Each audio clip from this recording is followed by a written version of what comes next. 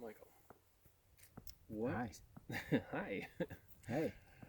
What specific activities, outcomes, or structures alert you to your soul's presence when you're at work? Yeah, ask the question again so I can hear. So you're saying activities? Yeah, so what would be like kind of concrete examples of like, an impact or something that just like, when this happens, Mm-hmm. I know that like I'm being moved by my most deep authentic place or Yeah. something. Yeah. Okay. Yeah.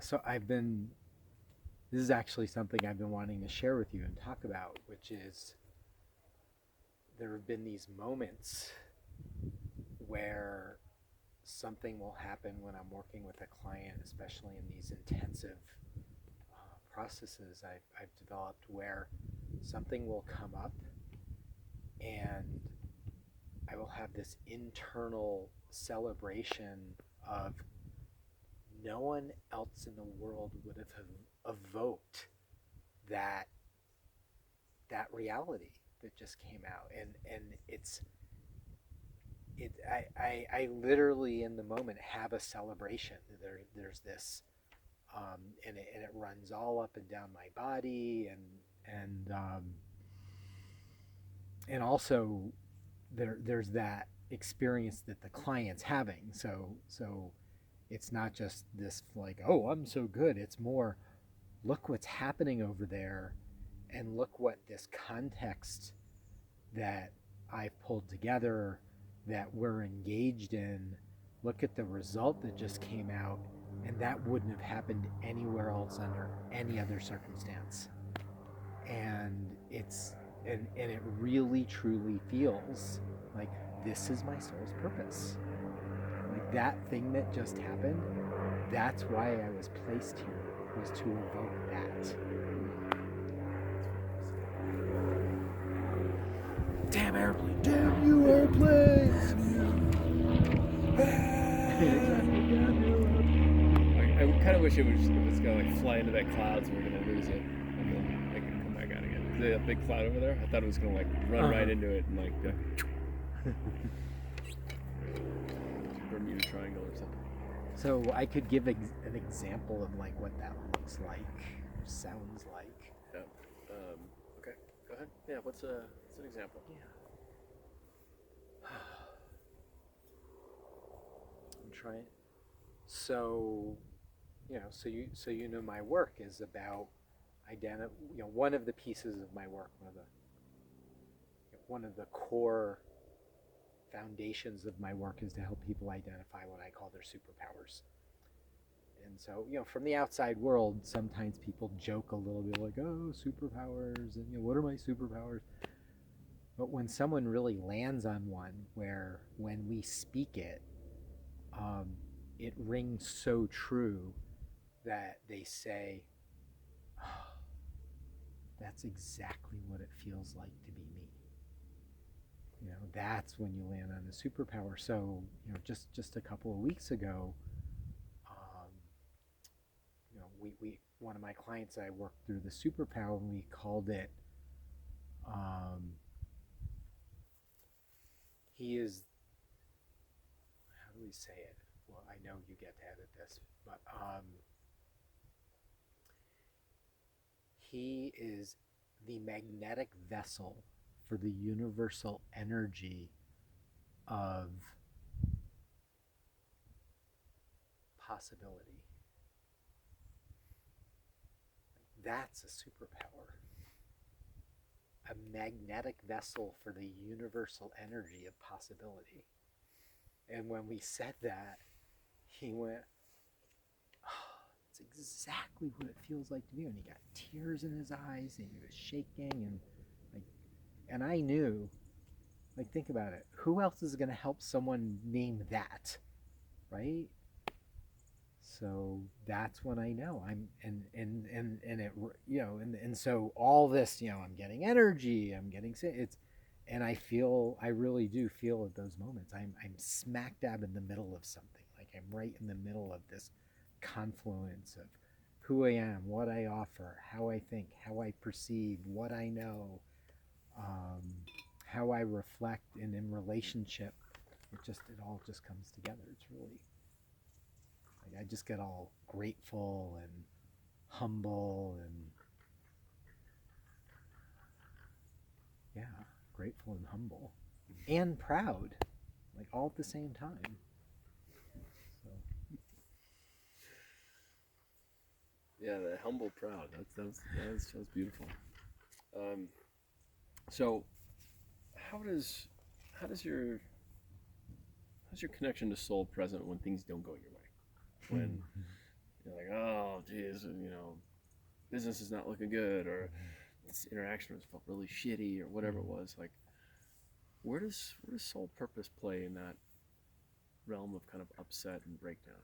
Hmm. Hmm. That's a great question. Um, yeah, one of the, I guess that I'd say one of the places it plays out when you're a solopreneur and you're running your own business, and um, when when I'm not sure this is going to work. Am I going to get enough clients? And that sort of riding this almost razor edge that many of us ride, um, feels like that. Sometimes it's a breakdown, but it's how do I say it? It's I guess for me, it's there's one answer to your question is how I situate myself in that.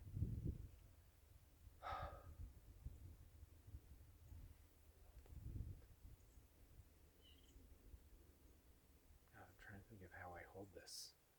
That's why it's such a good question, because it asks me, how do I hold this?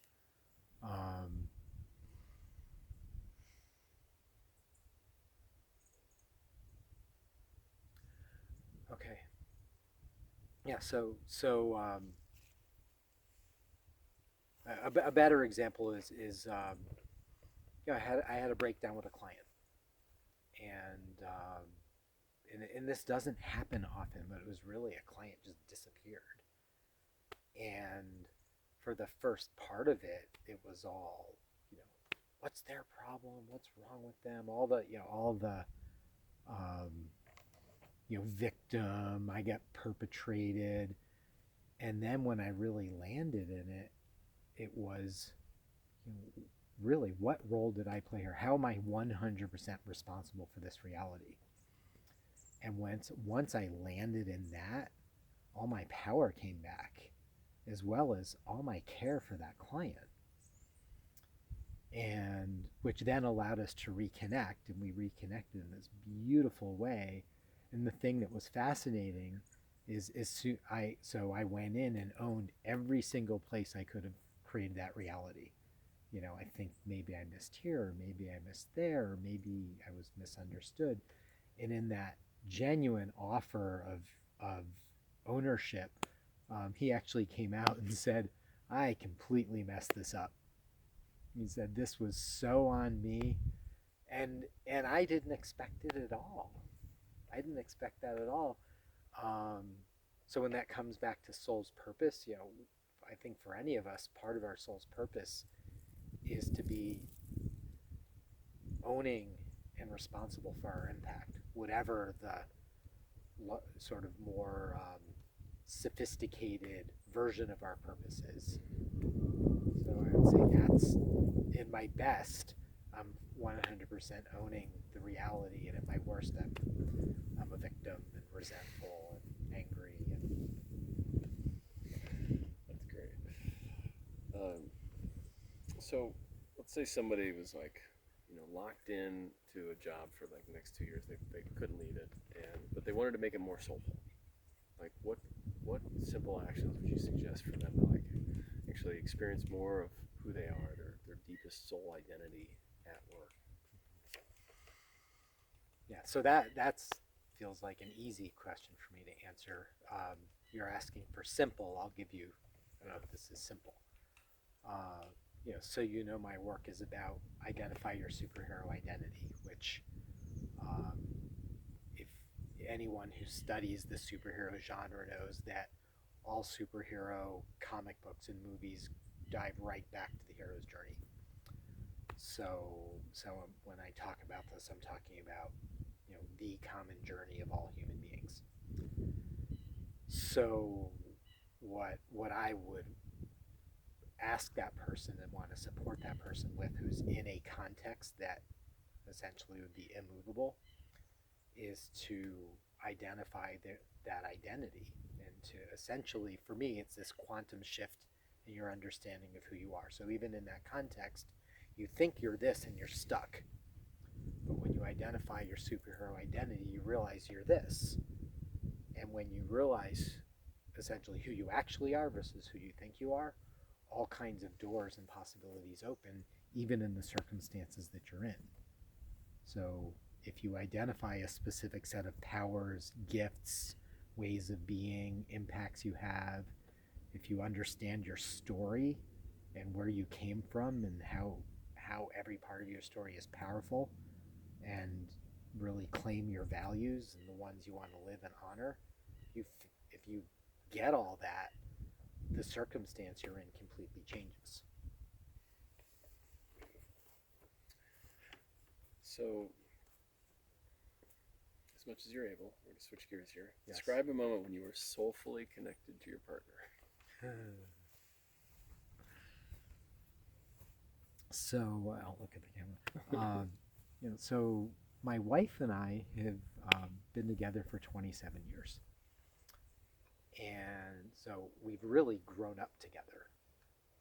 When we met, where it was before Saturn's return, at least on my side, I was kind of crazy. Still am. And so there've been, just, really truly we've been through decades of growing together. So, one of the, this is our wedding was one of the most soulful experiences. It was an extraordinary experience of and part of the soulfulness was not just connected to her in that ceremony and journey, but the way we had invited in our community to witness and support us in that connection. Coming into the wedding, I had a choice as I was walking down the aisle to then wait for my bride. I had the moment of deciding, am I going to get married, or am I going to fall on the ground and just sob in gratitude? And I chose to get married. But it was the soulful connection to what I was stepping into was so profound. And then there was, I guess I want to say, now the most soulful connections we have are, we're parenting a 15-year-old, and there's a way we come together as parents that transcends anything that gets in our way as non-parents. It actually is lovers and partners, and that when we come together as parents, it is so deep, and I really do feel the two of us soulfully supporting and creating another being's life, and holding that life. It's pretty profound. It kind of moves into the next question is, do you and your partner share a soul purpose?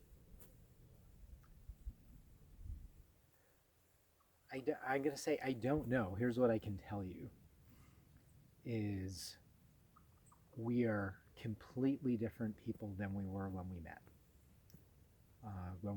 We actually met thinking we had the same purpose. We were both environmental activists running campaigns. We met within that community and fell in love with that community.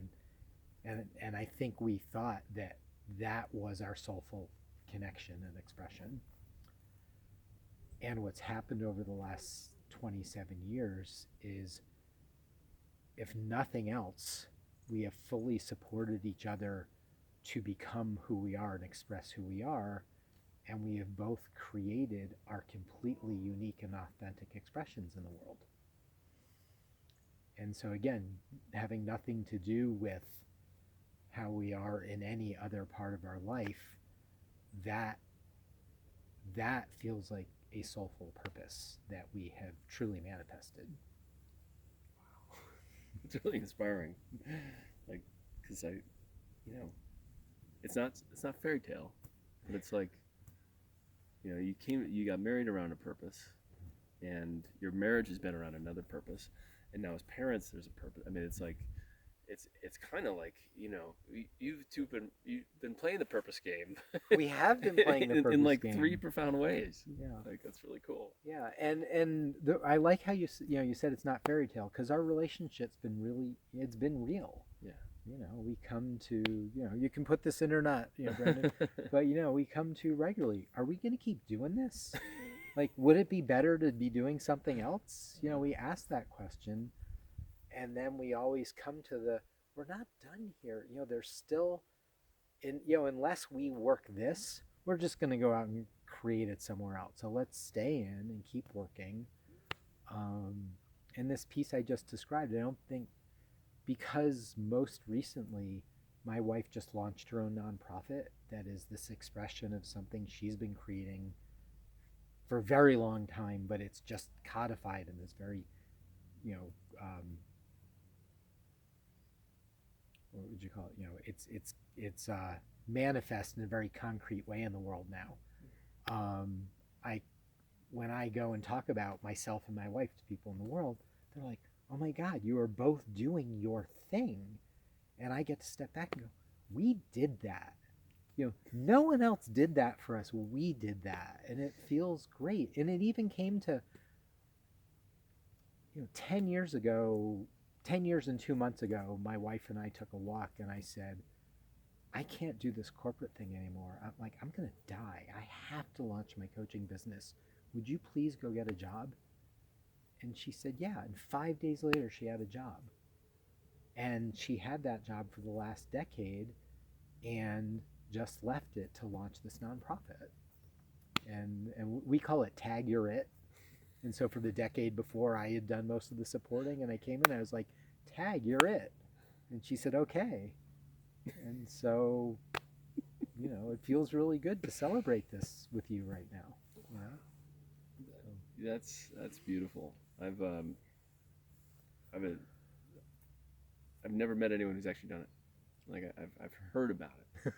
Like, that you kind of slingshot each other.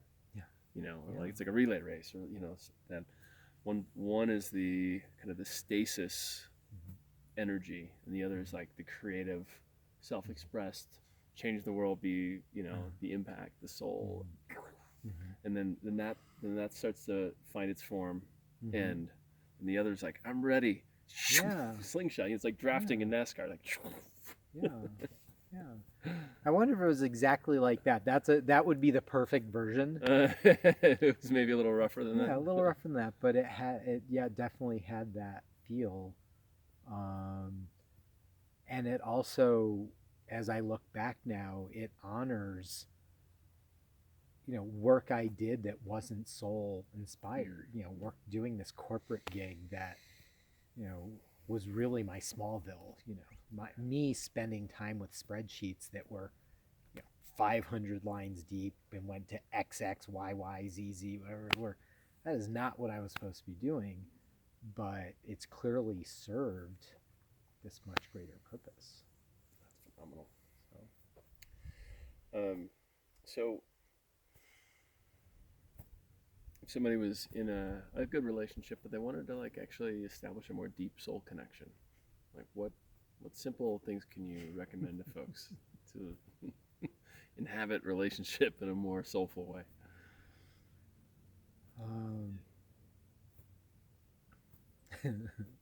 I'd say get a coach that's not me. I think the thing let's see. I think I just want to, let's see. It goes back to the same thing I was saying about the client, which is the minute you get your responsible, 100% responsible for your reality, your relationship changes and gets more soulful. Um, so I think the best relationship advice I ever got, which is works at the soul level, is you're 100% responsible for 50% of the relationship. But then, even I think one of the ways my wife and I hold our relationship, which when we really hold it here, it feels very deep and is transcending generations, is that I believe that we attract our partner um, to heal, both of us to perfectly heal the most wounded part of both of us. And so when, you know, quite every couple years, my wife and I will actually draw the diagram of here's the wound that you have that I activate, and here's the wound in you that I activate, and in its activation, it's bringing it up to be healed. And when we hold it that way, it's very deep. When we don't hold it that way, it's all in blame and shame, and yeah, you're the problem. Um, but I've only done that once, maybe twice. Appreciate your honesty.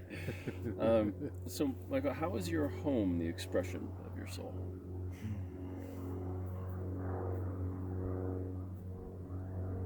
Actually, hold on one second. It's playing.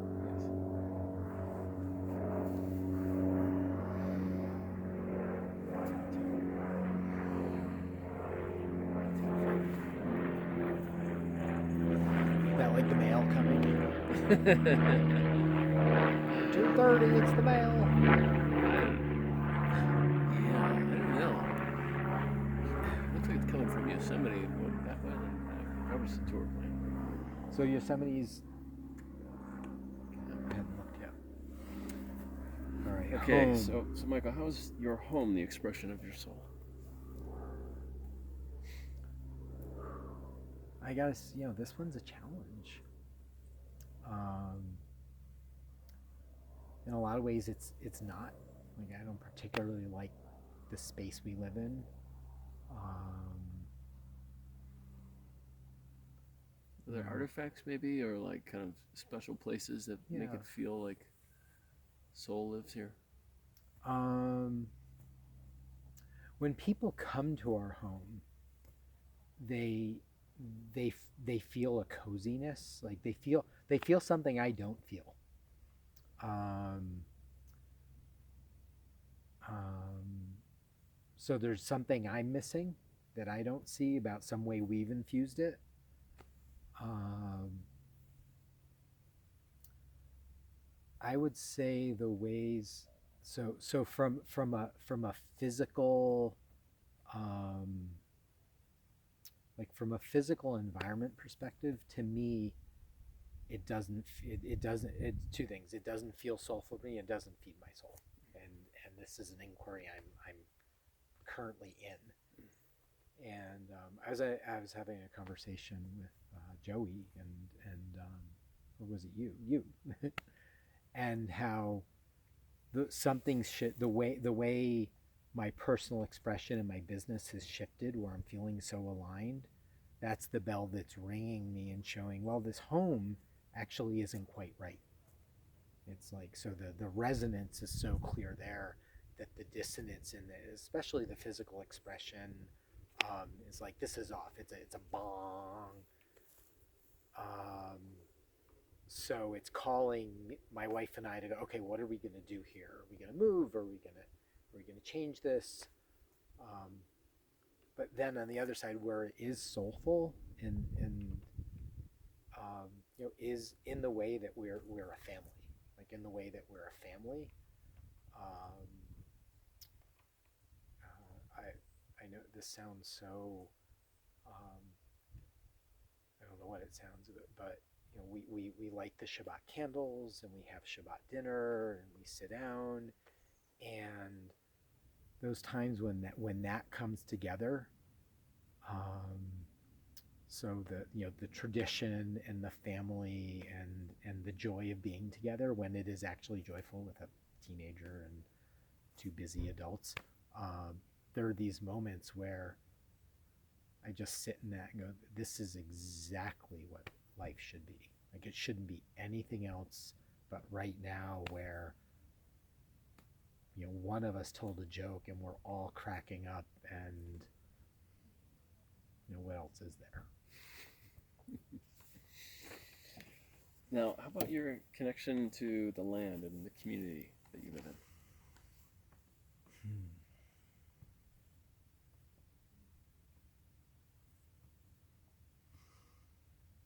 Yeah, it's another. So in graduate school, I studied ecopsychology and living systems, and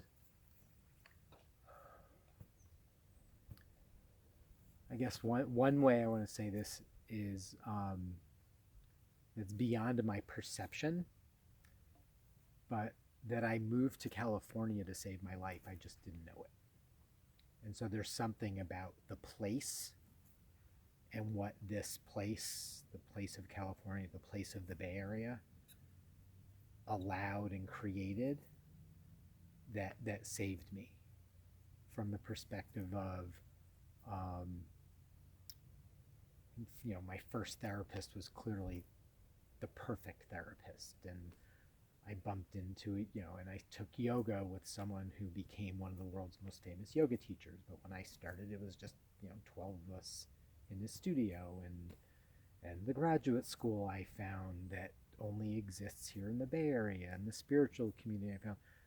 So that's not necessarily land, but it's place. So in that way, I feel very connected and grateful to the place of the Bay Area. And that if I hadn't moved to the Bay Area, I don't know who I'd be. Had I stayed in Connecticut and lived that life, I wouldn't be the man who's sitting here today. Would you share just a little bit about, because I know that you're part of the men's circle, and like, yeah, talk, and you've got great friends like Ben, and like just talk about like what it's like to, how soul shows up as brotherhood or as relationship. You're asking such a vulnerable question right now.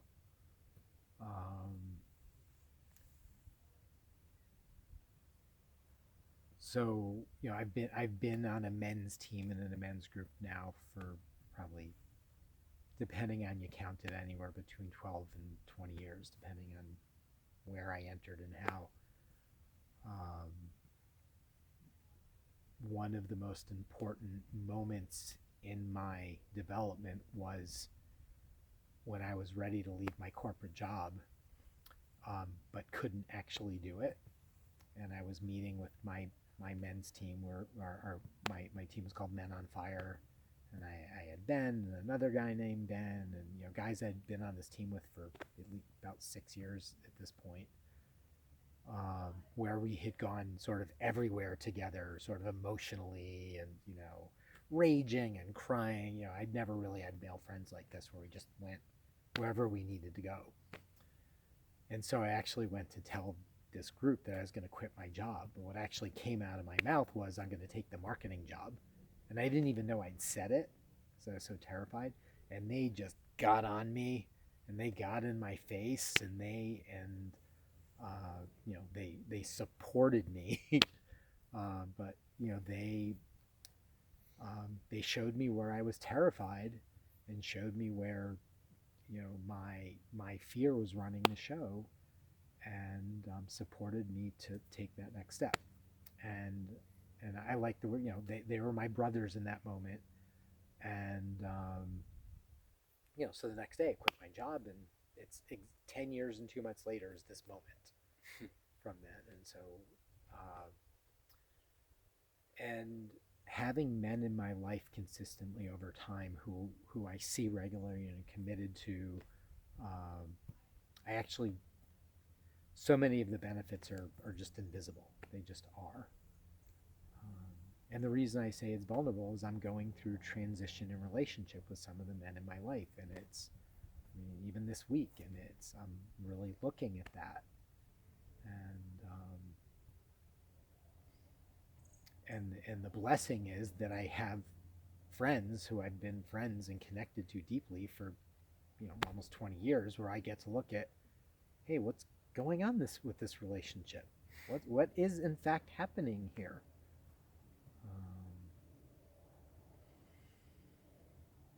I want to go back to place. Something about. So I moved from Berkeley to Richmond for a couple of years, and I lived up on the side of the Bay Area hills, up in the Richmond Hills, and the whole time I was there, I felt uncomfortable. I felt exposed. I felt like literally like I don't know what to call it, like something was like, I don't know what to call it, like this is too strong, but almost like I was always under attack by some energy. Like and we moved back to Berkeley, and the day we moved back into Berkeley, my system just went whoop.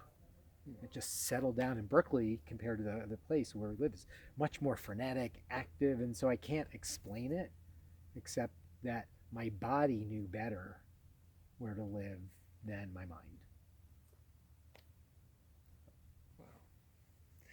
So if somebody wanted to have a more ensouled home, or like they wanted to make their home like a more proper, like soulful expression, like what are a couple things you would suggest?